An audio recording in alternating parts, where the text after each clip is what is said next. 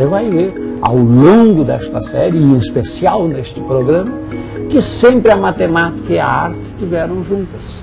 O homem fez arte usando matemática. O homem construiu matemática observando as artes, o senso estético. Esta beleza, por alguma razão, em algum lugar, foi seccionada. Hoje há quem pense assim, nossa, um programa de matemática e arte, o que uma tem a ver com a outra? Tem muito. Tanto é que hoje o artista que faz arquitetura precisa da matemática para calcular. O matemático, ao criar teorias, no fundo faz uma análise. E elas têm que ser belas, além de úteis. Arte e matemática. O matemático e o artista andam de mãos dadas.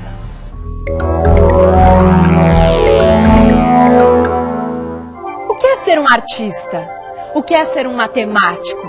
Será que o trabalho de um artista e de um matemático são muito diferentes? O matemático puro, enquanto matemático puro, é uma espécie de artista. Ele cultiva um certo tipo de beleza e a finalidade básica do matemático é construir certas estruturas matemáticas, espaços a várias dimensões, novos tipos de números, analisar esses números e demonstrar resultados, teoremas, proposições, verdades a respeito dessa estrutura. A melhor maneira que eu vejo certas coisas é através da imagem. Então eu tento chegar com imagens para fechar essas ideias.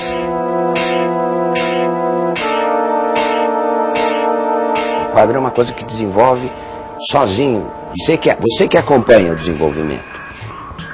Se eu começar a dar muito palpite no quadro, vai ficar uma porcaria. É a melhor ferramenta do artista é a intuição. Ele nem sabe quando ele usa. Mas ela acerta na frente e você segue, não hesita. A maioria das pessoas tem intuições formidáveis, mas será que é? Será que não é? O artista, quando ele tem intuição, ele mergulha, pum, e dá certo. Nem sempre, mas a maioria das vezes. E quando não dá certo, você não ouviu a vozinha dela direito, entendeu? Intuição matemática é mais ou menos como uma intuição feminina. É algo que uma mulher vê coisas que a gente, em geral, não vê. E o matemático puro, bom matemático puro, ele vê além das aparências, vê além das formas imediatas.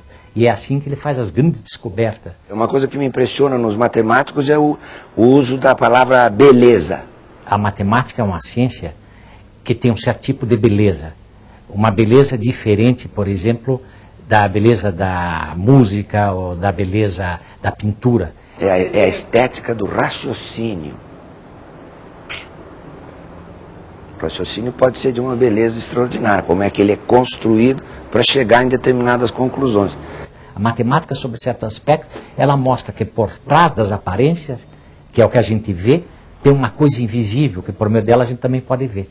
O ser humano, de um modo geral, ele respira matemática, embora não tenha consciência de que ele esteja fazendo matemática, às vezes, da mais profunda e mais interessante possível. Hoje em dia parece que o trabalho de um artista e de um matemático são coisas totalmente separadas. Há quem diga que arte e matemática são especialidades absolutamente diferentes. Será mesmo? A divisão do conhecimento em áreas distintas é um processo recente na história da humanidade. Durante muito tempo, matemática, arte, filosofia e os diversos ramos das ciências eram uma coisa só. E em sua formação, um homem de conhecimento buscava entender um pouco de tudo.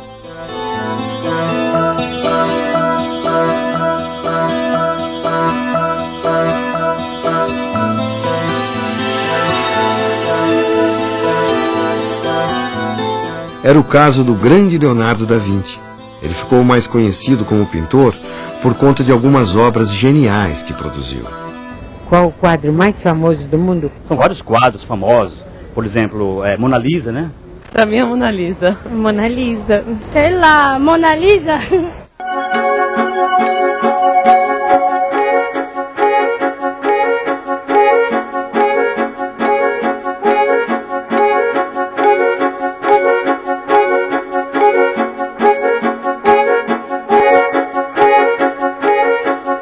Apesar de seu enorme talento como pintor, Leonardo da Vinci era também cientista, inventor, músico, filósofo, botânico, engenheiro, arquiteto, urbanista e matemático.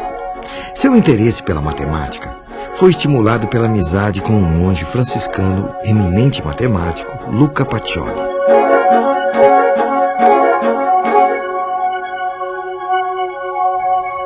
Em aproximadamente 1497, Leonardo e Pacioli, que vemos aqui neste quadro ao lado de um dos seus alunos, trabalharam juntos na realização do livro A Divina Proporção.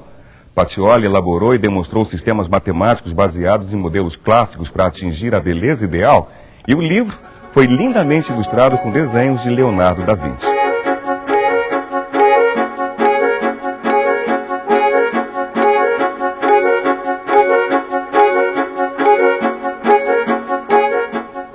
Como é possível um homem só fazer tanta coisa em uma só vida? O que sabemos sobre Leonardo da Vinci são informações registradas por ele em cadernos de anotações. São quase 5.000 páginas que contêm pesquisas sobre o corpo humano, elementos de animais da natureza, dispositivos mecânicos, fenômenos elétricos e uma infinidade de coisas. Ele dissecou mais de 30 cadáveres para entender como funcionavam os músculos e as articulações. E foi um dos primeiros a estudar os mistérios do crescimento da criança no ventre materno. Leonardo estava muito à frente de seu tempo e inventou uma série de dispositivos e máquinas que só puderam ser fabricados muitos anos depois, como uma máquina voadora que ele projetou estudando o voo dos pássaros e insetos. Tudo isso era objeto de sua incessante pesquisa e seria a base de sua arte. A exploração da natureza era para ele um meio de conhecer o mundo.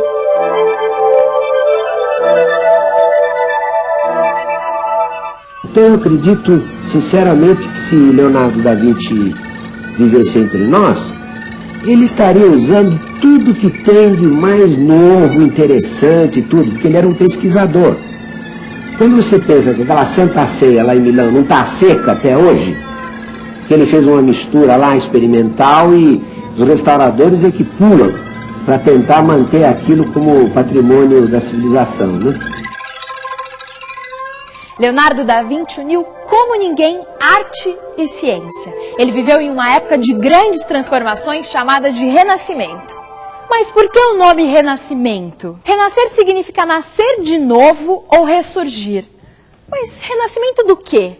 Os italianos que viviam por volta do século XV acreditavam que a arte, a ciência e a erudição tiveram seu auge na época clássica da Grécia e de Roma Antiga. Seus desejos eram fazer renascer uma época de prosperidade, harmonia e beleza.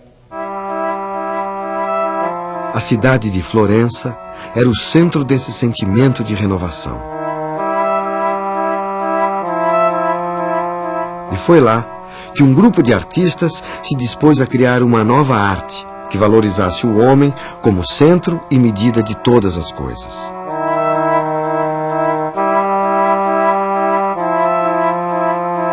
O líder desse grupo de jovens artistas foi um arquiteto, escultor, pintor e erudito chamado Filippo Brunelleschi.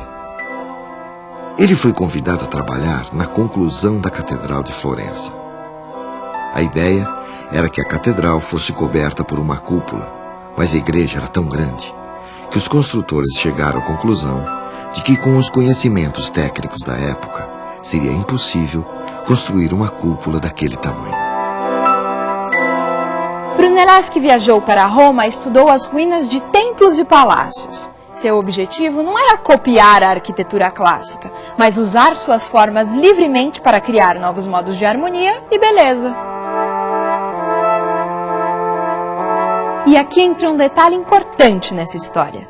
Com seus conhecimentos de matemática, ele desenvolveu um novo método de construir cúpulas a partir de uma série de anéis concêntricos. Estava resolvido o problema da Catedral de Florença. Leonardo da Vinci dizia que um arco é constituído de duas partes fracas que se tornam muito fortes quando elas se encontram e uma se apoia na outra. Vamos imaginar como é que ele é construído. Vocês vão colocando as pedras umas sobre as outras, etc.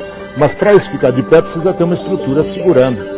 Quando o arco está para ser fechado, eu coloco uma pedra de fecho e aí então este lado se apoia neste e este se apoia aqui. No caso da cúpula, ao contrário do arco, eu posso substituir a pedra de fecho por um anel. Se eu tiver um anel superior, na realidade eu vou construindo a estrutura e esse anel superior ele funciona como a pedra de fecho. O que o Brunelleschi percebeu é que se ele conseguisse construir a cúpula de uma maneira tal que durante a construção sempre existisse um anel resistente que apoiasse toda a estrutura já construída, então ele conseguiria fazer a cúpula sem a necessidade de escoramento. Ela sempre ficaria de pé sozinha. Foi uma solução genial. Na realidade, sem cálculo nenhum. Não existiam cálculos estruturais até aquele momento. Foi uma solução intuitiva. Com base em experiência anterior, ele sentia como funcionava a estrutura, ele sabia como funcionava a estrutura do ponto de vista qualitativo, mas não do ponto de vista quantitativo. Com a solução de Brunelleschi, um gigantesco guarda-sol abriu-se sobre o coração de Florença. A enorme cúpula serviu por coroar a cidade, que tornou-se uma das mais poderosas da Europa. No século XX, aqui no Brasil, a arquitetura também mostrou a força da união entre arte e matemática na construção de Brasília.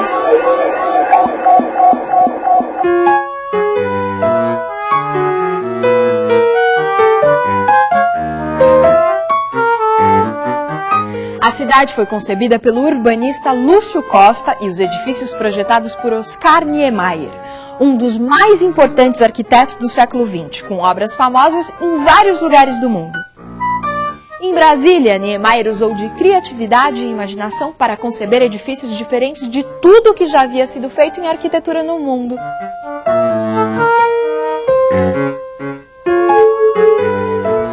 E mais uma vez a arte se aliou à matemática e a poderosa imaginação de Oscar Niemeyer encontrou os cálculos precisos de Joaquim Cardoso.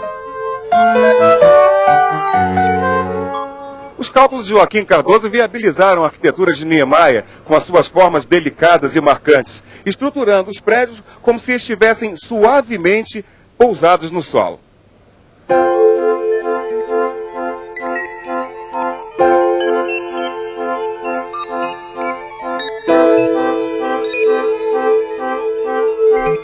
Essa relação arquitetura e matemática é uma relação muito importante, muito bonita. Não existe arquitetura sem forma, né? E esse limite da forma é possível de se conseguir com a matemática. Então cabe a nós mostrar a ele o que ele precisa para transformar aquele sonho numa realidade. Essa delicadeza da curva, essa sensibilidade da outra curva fizeram com que o projeto do Oscar conseguisse se materializar de uma forma muito elegante, muito poética e muito forte lá em Brasília, graças ao auxílio do cálculo de Joaquim Cardoso. Eu me lembro que parece que uma forma assim não tem problema, mas eu me lembro quando Joaquim Cardoso, que era o calculista, um homem muito inteligente, ele telefonou um dia para mim: Oscar, consegui a tangente que deixa solta essa forma diferente.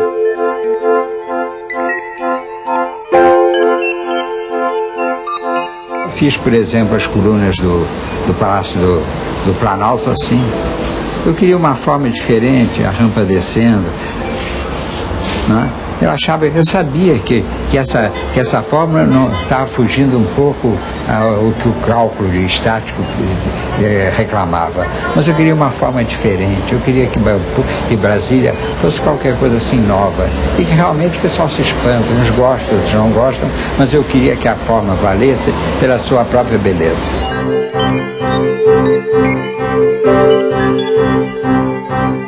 De tão inovadora, Brasília foi consagrada como patrimônio cultural da humanidade e é hoje uma referência universal de nossa civilização.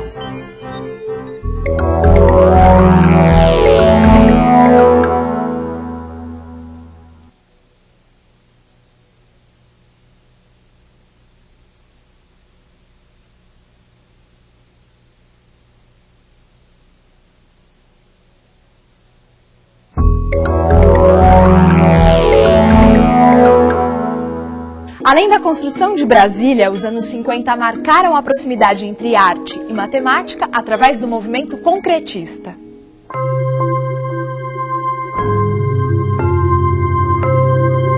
O Brasil vivia naquela época uma fase de desenvolvimento industrial, com a produção de bens de consumo em larga escala e a chegada das fábricas de automóveis. Eram tempos de crescimento e euforia.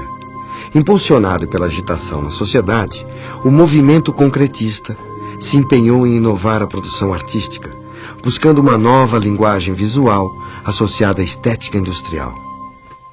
Como eram os trabalhos concretistas? Qual a relação entre arte e matemática no concretismo? Eles se inspiravam nos chamados movimentos racionalistas europeus do início do século XX, que na pintura romperam com a relação entre a imagem artística e a reprodução da realidade, criando a arte abstrata. E na arquitetura, buscaram racionalizar e uniformizar as cidades e as casas com suas formas geométricas elementares. Mas os concretistas dos anos 50 estavam integrados a um movimento contemporâneo a eles, liderados por Max Biel, artista suíço, que participou da primeira Bienal de São Paulo em 1951 e influenciou muitos artistas no Brasil e na América Latina. Max Biel pregava que é possível desenvolver uma arte que expressasse conceitos matemáticos abstratos em termos concretos. Em alguns quadros, os concretistas exploram linhas que se desenvolvem em círculos repetidos, deslocados ligeiramente do centro em aparência dinâmica.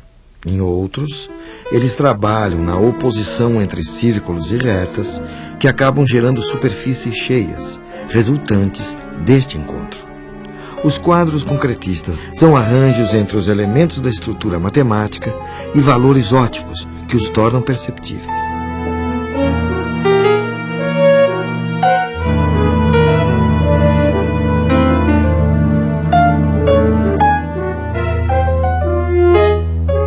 Os ideais concretistas também se expandiram para a poesia. O movimento pretendia libertar a poesia de sua limitação literária e integrá-la a outras formas de arte. Atrocado capacausti, duplelasti feriferofuga história, loco lubrimendi multiple organi periodi plasti publi, rapa reciprorusti saga simplite na vela vera viva, unívora, cidade. City, cité. Atrocado capacausti, duplelasti Haroldo de Campos, Augusto de Campos e Décio Pinhatari foram os líderes da poesia concretista brasileira. Lígia, fingers, ser, digital.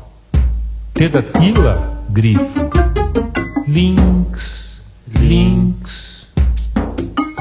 O movimento pregava a substituição do verso descritivo pela associação de palavras a partir de uma disposição espacial. Quando zolanguezou, Lídia, la sera, sorella, so only, lonely,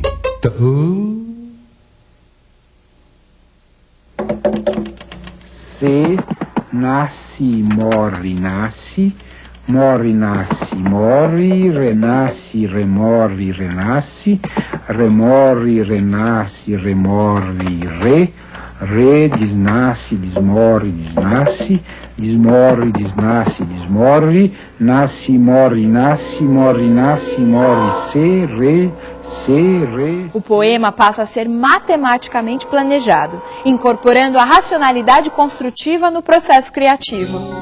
A poesia concreta é antidiscursiva e brinca com as palavras no espaço. Os poemas concretos podem ser visualizados como imagem e são graficamente articulados a partir de alinhamentos geométricos. Antes do final dos agitados anos 50, um grupo de artistas e escritores sacode novamente a arte brasileira, assumindo uma postura crítica ante o excesso de racionalismo do concretismo. É lançado no Rio de Janeiro o manifesto Neoconcreto.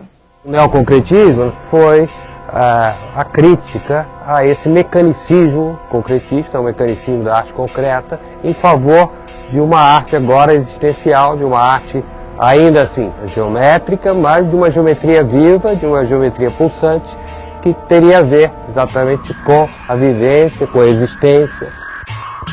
Esse plano geométrico agora fica muito heterogêneo, não é o plano de uma geometria ideal, de uma entidade matemática, né? Mas é o plano conturbado da vida.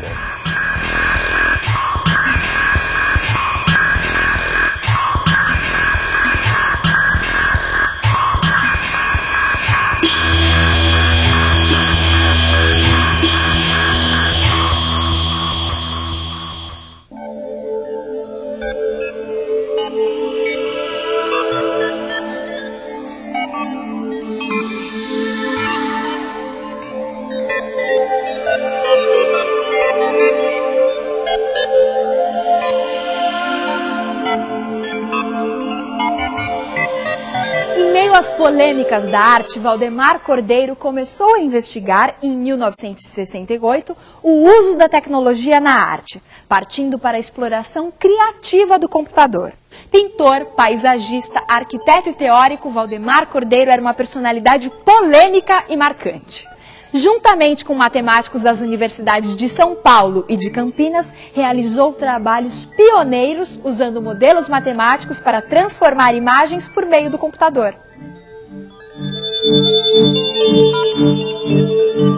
Em vez das formas geométricas que utilizava na sua fase concretista, Valdemar Cordeiro procurou associar alguma imagem muito humana ao aparato tecnológico e buscou figuras de conteúdo afetivo, como retratos e paisagens, para transformar nos computadores.